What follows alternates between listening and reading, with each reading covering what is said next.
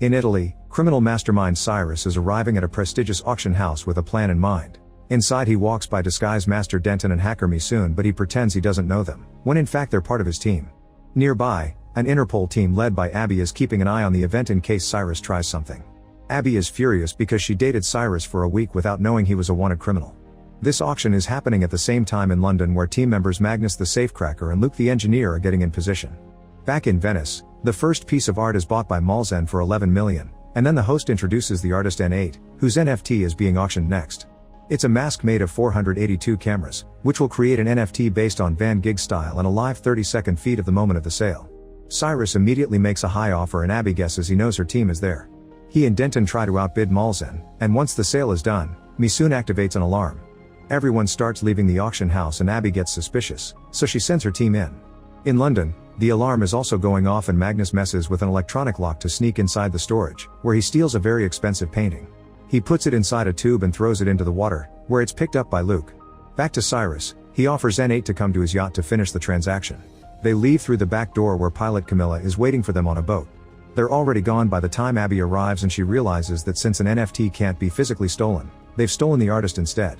She rushes outside to try to follow them on another boat, but Misoon hacks into a bunch of boats to block her way. Abby refuses to give up and gets on a different boat, so Camilla starts driving at great speed and taking steep corners to slow her down. When they make it to the sea, Misoon activates a barrier, allowing Camilla to drive through just in time but leaving Abby behind. When the team makes it to the yacht, they pay N8 the 20 million for the NFT and start to party. Afterward, Abby and her team look at the security montage and notice that Denton had been faking his limp, so she sends her men to look for him. The next morning, N8's kidnapping appears on the news. N8 freaks out when he realizes these guys are criminals, but Cyrus quickly explains what's going on. The Mona Lisa only became valuable after it was stolen, so they copied that idea. Magnus and Luke sold the painting for 20 million for Cyrus to buy the NFT from N8, and now that's disappeared. The NFT is worth 89 million. Cyrus will be sharing the money with N8, who happily plays along. Meanwhile, Denton has been arrested by Interpol and Abby has a picture proving he knows Cyrus. While she tries to interrogate him, she receives a box sent by Cyrus with his paddle from the auction and pictures from the week they spent together. Frustrated, Abby decides to go to London and bring Denton. At the British headquarters, Abby meets with Huxley, who wants to offer Cyrus a deal. At first Abby refuses because she's been chasing Cyrus for a whole year, but Huxley has a mission that takes priority. Jorgensen is a very dangerous criminal who has killed hundreds of people for money, but they never got enough evidence to arrest him. Huxley has finally caught a mole and learned Jorgensen is teaming up with hacker group Leviathan to plan a strike on water, which will flood a city and kill millions. Leviathan wants their payment in gold and Jorgensen is going to move it from London to Zurich in 17 days. Since it's not illegal to move your own gold, Huxley wants Cyrus to steal it and prevent the transaction. Abby hates it yet has no choice but to agree. In the evening, Abby visits Cyrus, who refuses the job when he hears the name Jorgensen because of how dangerous he is.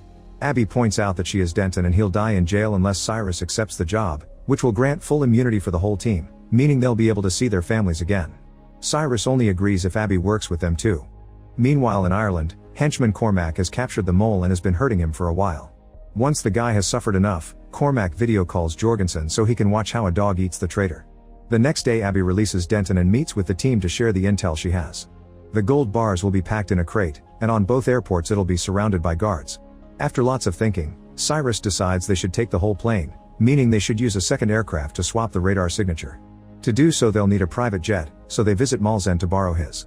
Malzen at first refuses but quickly becomes cooperative when Abby shows him his badge and points out he's been flying illegally. Then Malzen explains how everything in the jet is remote controlled and shows off some of its features, like a hidden pole and a screen underneath. Afterward Abby uses an Interpol hangar to hide the jet, which they're covering up to look like an old unsuspicious plane.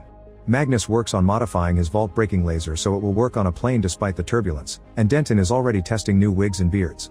Camilla is having a bit of trouble with the simulation to practice moving the jet under the gold plane, but Cyrus has an idea. Luke will put all the cameras from the NFT on the jet so Camilla can have full visibility around the plane.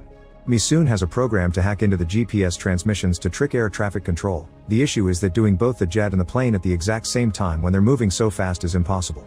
Someone at traffic control will notice two planes with the same signal, but luckily Abby knows someone. Sometime later, Abby and Cyrus meet with Harry, who works at air traffic control but is also an informant for Interpol. Abby can't convince him to help with the helping people argument, so Cyrus offers him $1 million instead and Harry instantly agrees. Later the duo meets with Huxley, who tells them they found the mole dead and because of that, the bank will move the gold in 10 days instead of 17. Cyrus doesn't think there's enough time and wants out, triggering an argument with Huxley. Abby shuts them both up by reminding them this is about saving lives, so Cyrus agrees to stay for her. At the hangar, the team sees on the news that cyber terrorists have attacked Madrid's water grid and the city is now severely flooded.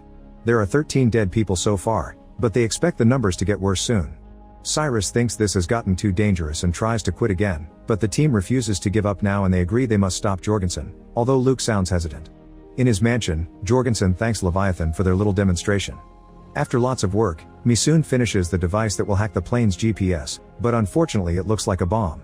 They have no choice but to choose a few of them to get on the plane with the pieces and reassemble the device aboard. For the next 10 days, the team works hard on finishing all the details, covering up the plane, practicing the assembly of the device, and getting all their chores done in perfect synchronization.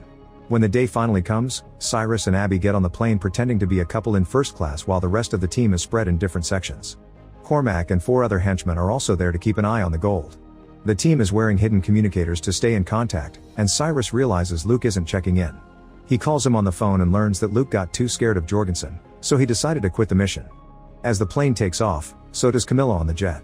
On her laptop, Misoon hacks into the plane's information and discovers Jorgensen's henchmen are aboard, so they'll have to move carefully. One by one, the team members enter the bathroom to hide the device pieces, then Abby goes in to put it together. She only has 10 minutes until Camilla reaches their location, so she's got to be fast. Abby manages to put the device together quickly, but when she's about to hide it behind a light, it drops and comes apart. Soon Cyrus notices she's taking too long and enters the bathroom to help her. At that moment, henchman Donald gets suspicious and knocks on the door, so Abby starts making noises to make it look like they're doing the dirty to keep him away. Meanwhile, Camilla's cameras are having trouble with the turbulence and the signal goes out. Another camera even breaks, but before time runs out, Camilla pulls a last-minute move and pushes the jet right under the plane. Because the device isn't ready yet, the same signal appears twice on the computers of traffic control, so Harry has to distract a coworker by pretending to feel harassed by her. Thankfully right then Abby and Cyrus finish the assembly and the device hacks into the plane, making the second signal disappear. To celebrate, Cyrus kisses Abby after hiding the device.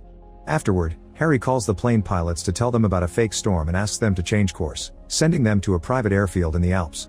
The pilots believe it and start flying away while Camilla releases a drone that will keep the signal on the original course to trick the other traffic computers. The pilots also announce the change to the passengers, so the henchmen get ready to act. Meanwhile, Denton is playing the part of a sick man and distracts the stewardess so that Magnus can take one of his oxygen tanks and sneak into the cargo area. Once Misoon has cut down the Wi-Fi and hacked into the gold's lock, Magnus puts on an oxygen mask and opens the compartment with the gold, which hits him with the pressure variance and makes the plane shake a little. Accessing the gold with the laser is going to take a while, and the henchmen are getting in position. Donald uses his gun to kidnap a stewardess and tries to get her to open the cockpit, which is seen by Abby. At that moment the laser makes the plane shake again, and Cyrus uses the chance to tackle Donald, who responds by opening fire. Cyrus begins throwing bags at him as defense and jumps on him to disarm him while a second henchman arrives. This guy is jumped on by Abby, who starts beating him up at the same time Cyrus starts fighting Donald hand to hand. The more Magnus uses the laser, the more the plane shakes, and both fights start stumbling all over the place. Donald tries to choke Cyrus with a phone cable at the same time Abby pushes a cabinet, causing both henchmen to dodge out of the way and the cabinet falls downstairs with Cyrus and the stewardess. At that moment Magnus finally opens the safe and accesses the gold. Abby knocks down the other henchman while Donald retrieves his gun, but before he can shoot, Cyrus knocks him out by smashing him against some glass. Then Cyrus and Abby try to reach Magnus, only to find the way blocked by Cormac and his gun.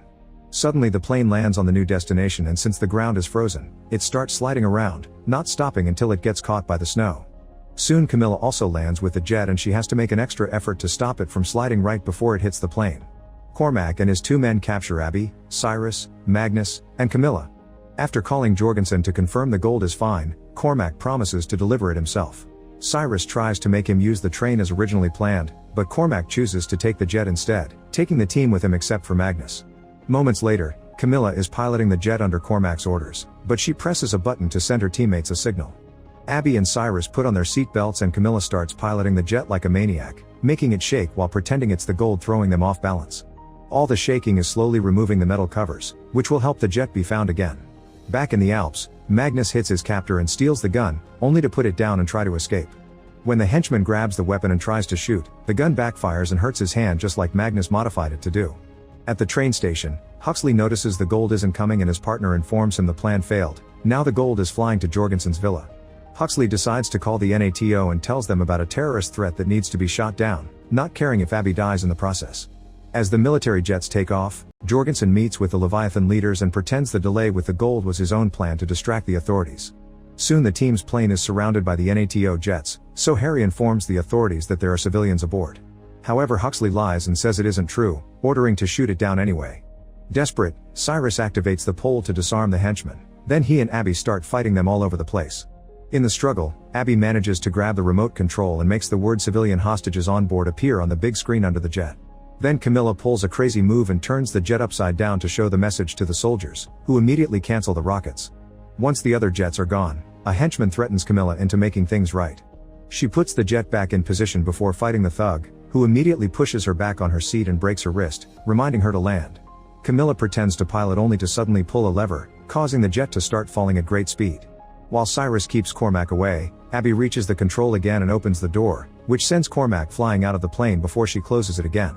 Afterward, the duo rushes to the cockpit and takes over the controls because Camilla can't pilot with a broken wrist. They manage to make the plane stop falling, however another metal piece goes loose and damages the hydraulic pump. While still in pain, Camilla does her best to steer the plane using the engines and the jet lands on Jorgensen's garden, but it slides down the road for a few minutes and keeps getting destroyed until it turns on its side. The gold immediately falls off the plane and Cyrus, Camilla, and Abby are surrounded by Jorgensen's guards.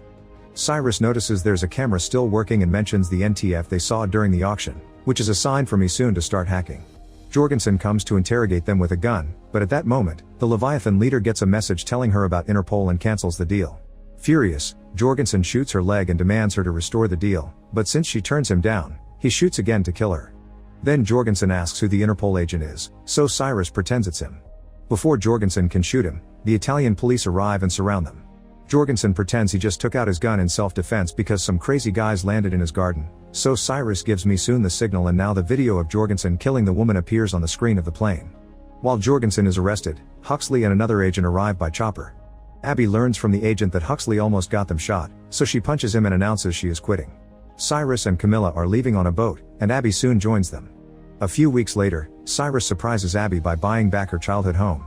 He also makes a big reveal: Luke never quit, he was on a side mission to steal the gold. Magnus had made a bunch of fake gold bars and shipped them on the same plane, so during the fight, he exchanged the gold for the fake cargo and threw the real bars out of the plane. Luke was in the Alps using a remote control to make the gold land safely, and Huxley was furious that he was stuck with useless metal. Now Cyrus and Abby reunite with the team next to a lake and using the remote control, they take gold out of the water. Abby agrees to join the team and Cyrus kisses her to welcome her. Make sure to subscribe and turn on notifications so you can watch more videos like this. Thanks for watching.